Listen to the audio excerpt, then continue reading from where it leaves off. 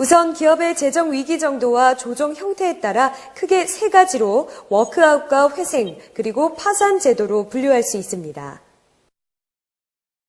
우선 채무 조정 등의 방법으로 회생이 가능하거나 기업을 정리하는 것보다 계속 운영하는 것이 장기적으로 도움이 된다고 판단될 경우 워크아웃 또는 회생 절차를 통해 기업의 정상화를 이룰 수 있습니다. 워크아웃은 금융기관의 채무 정도가 약 50억에서 500억 원 미만 정도의 기업을 대상으로 적용되는 제도입니다.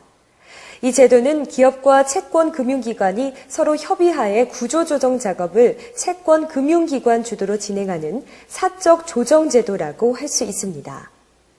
단 500억 이상의 채무를 가진 기업의 경우는 구조조정 촉진법이 적용될 수 있습니다. 워크아웃이 진행되면 채권 금융기관은 기존 채무에 대한 대출이자를 감면하거나 상환기간을 연장해주는 등의 채무 조정을 하게 됩니다.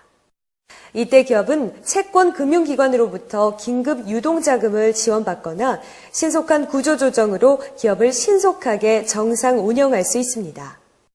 다만 제도 절차 동안 채권 금융기관으로부터 경영권을 간섭받을 가능성이 높고 사회적 활동과 재산 처분 등의 제약을 받을 수 있는 등의 어려움이 발생할 수 있습니다.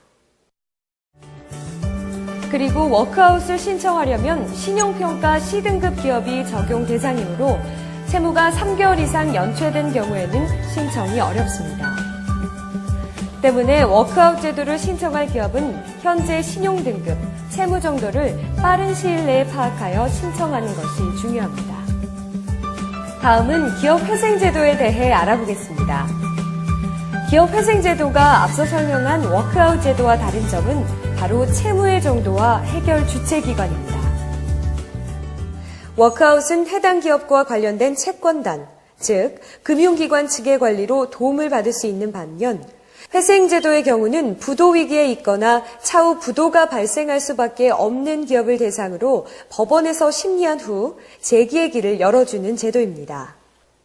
때문에 채권자의 자금 관리로 사실상 경영권을 침해당하는 워크아웃과는 달리 회생제도는 원칙적으로 기존의 경영자가 관리인이 되어 경영권을 유지하면서 채무 조정을 받을 수 있기 때문에 기업 경영의 연속성을 보장받을 수 있습니다. 물론 사안에 따라 관리인을 법원에서 임명할 수도 있습니다만 원칙적으로 기존 경영자가 관리인으로 선임된다는 점을 주목해야 합니다. 또한 워크아웃 제도의 채무 변제 기간이 3년에서 5년 정도라면 회생제도는 10년 이내의 기간 동안 변제를 할 수 있어 채무 변제에 대한 부담을 덜 수 있습니다. 하지만 회생제도의 경우 채권자가 변제 계획안을 동의하지 않으면 법원의 회생인가를 받을 수 없고 절차 진행에 많은 기간이 소요될 수 있다는 점을 유의하셔야 합니다.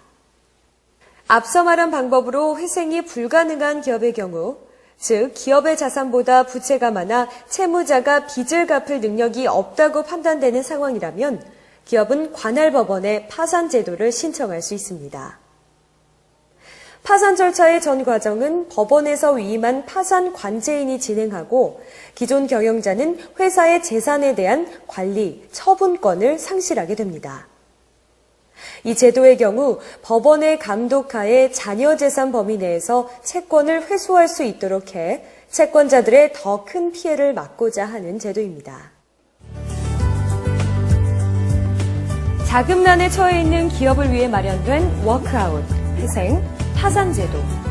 그런데 절차를 진행 중 운영자금을 마련하지 못해 중도 폐지되는 경우도 많습니다.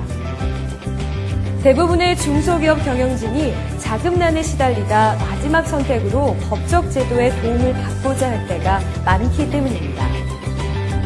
그때는 이미 압류나 경매 절차 통보 등 법원의 강제 집행 절차가 시작되는 단계이기 때문에 재기에 큰 어려움이 있습니다.